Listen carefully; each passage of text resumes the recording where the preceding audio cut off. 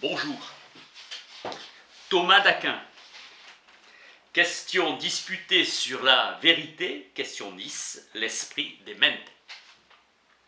C'est un exposé de la théorie thomasienne de la connaissance.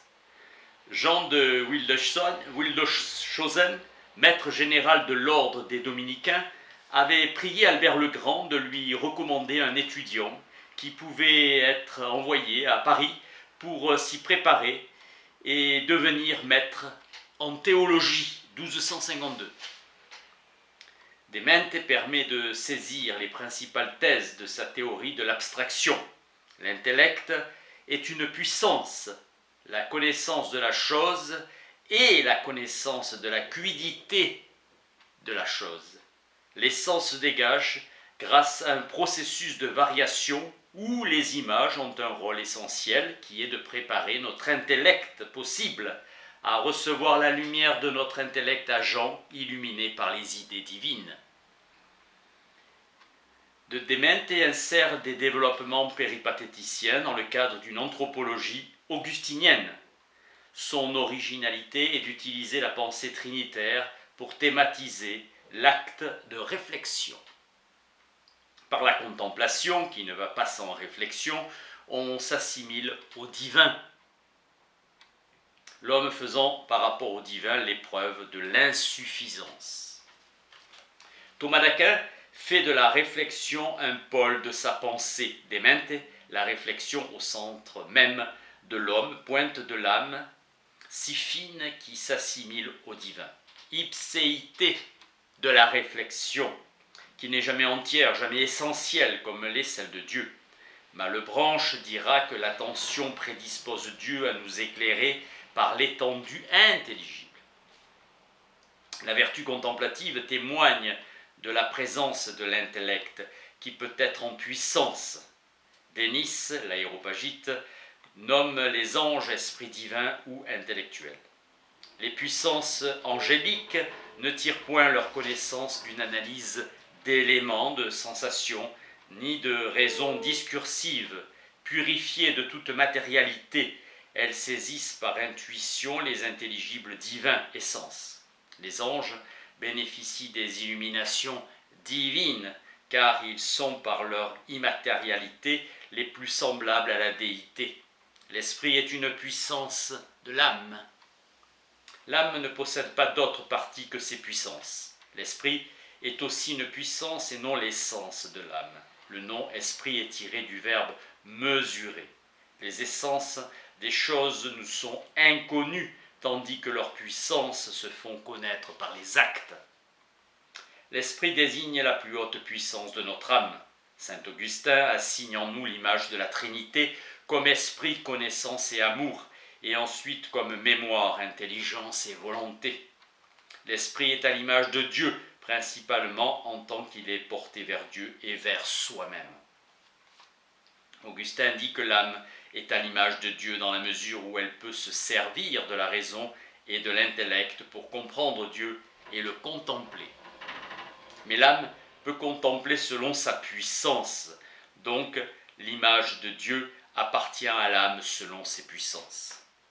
La puissance s'étend à plus de choses que l'habitus, et l'habitus a plus de choses que l'acte. L'image de la Trinité se retrouve selon les puissances. Entre la puissance, l'acte et l'habitus, il peut y avoir égalité selon qu'ils se rapportent à un même objet, et ainsi on trouve l'image de la Trinité en l'âme en tant qu'elle est portée vers Dieu. Comprendre un seul acte ou un seul habitus selon le genre et non pas le nombre. La noétique thomiste est une théorie de l'abstraction. L'intellect agent prépare l'intellect possible à recevoir les espèces des choses abstraites de la matière. Toute connaissance se fait par assimilation. L'objet de l'intellect est l'essence même de la chose. Dieu connaît les choses singulières par essence en tant qu'il les crée. Les anges connaissent les choses singulières par une simple illumination. Selon Boès, ce qui peut dans une faculté inférieure, la faculté supérieure le peut aussi. Un esprit est d'autant plus élevé qu'il possède une connaissance plus universelle. Boès dit que tandis que l'universel est intelligible, le singulier est senti. La connaissance qu'a l'esprit angélique est plus universelle que celle qu'a l'esprit humain, car elle s'étend à plus de choses, en usant de moins de médiation. Réflexion de Thomas, l'objet de l'intellect est la quiddité des choses matérielles. Cette quiddité fait connaître la chose. Avec Augustin, la connaissance habituelle de soi est le fond de l'âme, d'où toute pensée en acte découle. La mémoire est un habitus, c'est une connaissance habituelle. La posséder et l'exercer relèvent d'une même puissance. La création est l'œuvre de la Trinité et l'esprit est par excellence à l'image de la Trinité selon Augustin. Avec Aristote, la raison connaît et pense par repos et arrêt. L'âme engendre en repos la science et la prudence. L'âme est cause de la science. Augustin rapporte à une raison supérieure car les invisibles de Dieu se laissent voir par l'intelligence. La Trinité incréée est représentée dans l'image de notre esprit, avant tout relativement à la consubstantialité et à l'égalité parfaite. On trouve la représentation de la Trinité incréée par analogie. L'esprit se connaissant lui-même engendre son verbe et l'amour procède de l'un et de l'autre. Le Père engendre son verbe et toute éternité et l'Esprit Saint procède de l'un et de l'autre. Pierre Lombard, l'homme a été fait à l'image et à la ressemblance de Dieu selon l'esprit. Fait à l'image selon la mémoire, l'intelligence et l'amour, et à la ressemblance selon l'innocence et la justice qui sont naturellement dans l'esprit raisonnable. Ou bien l'image est contemplée dans la connaissance de la vérité, la similitude dans l'amour de la vertu, ou bien l'image dans l'essence parce qu'elle est immortelle et indivisible. Quelqu'un perçoit qu'il a une âme, qu'il possède le vivre et l'être, du fait qu'il se perçoit sentir, intelligible et exercer dans les opérations vitales. Toutes les opérations vitales. La puissance intellectuelle est la forme de l'âme elle-même, relativement à l'acte d'être. Augustin dit que l'esprit se connaît lui-même par lui-même, parce qu'à partir de sa présence, il peut s'actualiser. Et c'est par cette présence qu'il se connaît en percevant qui il est.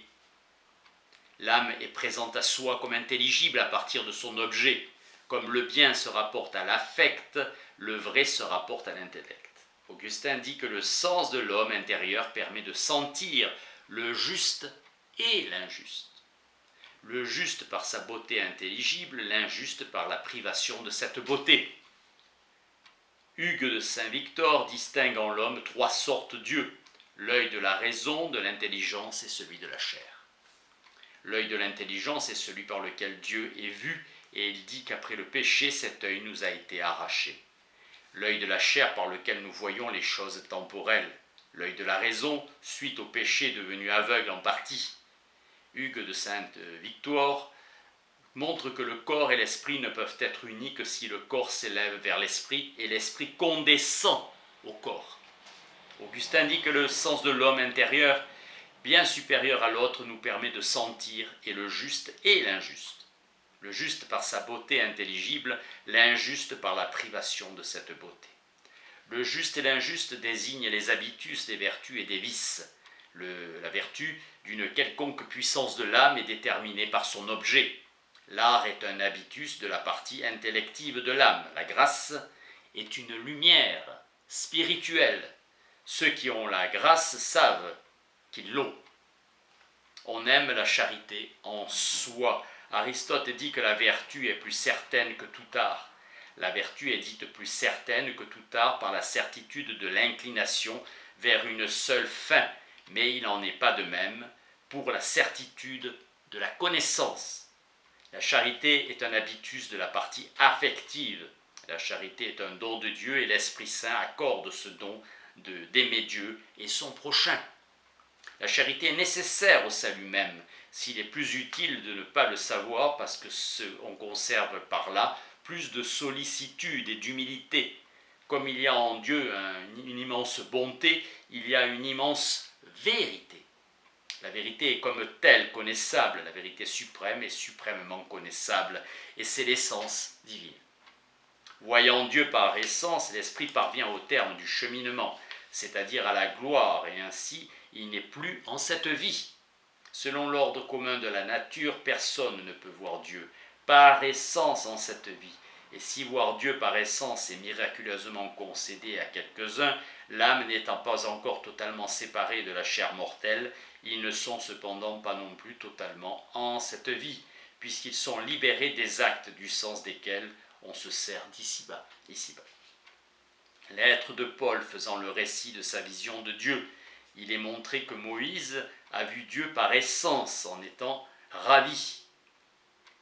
Grégoire parle de ceux qui s'élèvent dans l'acuité de la contemplation jusqu'à voir Dieu en ravissement, et il ajoute qu'il possède la sagesse qui est Dieu, voit et est complètement mort pour cette vie. Si notre intellect n'est pas illuminé par la lumière de la gloire, ce défaut sera l'obstacle à la vision de Dieu. La glose expose non que Dieu puisse être vu, mais dans la forme à laquelle Dieu lui a parlé, Grégoire. Dieu est la vérité même. Personne ne peut penser que la vérité n'est pas. Donc personne ne peut penser que Dieu n'est pas. Le nom propre de Dieu est celui qui est. L'être ne peut être pensé, n'être pas, donc on ne peut pas penser que Dieu n'est pas. C'est la même chose en Dieu qu'être Dieu et être juste. Rabbi Moïse le rapporte, l'existence de Dieu n'est pas connue en soi, mais seulement par la foi. Le souverain bien est désiré en son essence. La vérité incréée excède toute vérité créée. Cependant, rien n'interdit que la vérité créée nous soit plus connue que la vérité incréée. La sagesse ne consiste pas seulement à savoir que Dieu est, mais aussi à accéder à la connaissance de ce qu'il est, ce qui pour notre part n'est pas possible ici-bas. La glose ajoute que l'invisibilité est rapportée à la personne du Père, l'éternité à la personne du Fils et la divinité à la personne de l'Esprit Saint.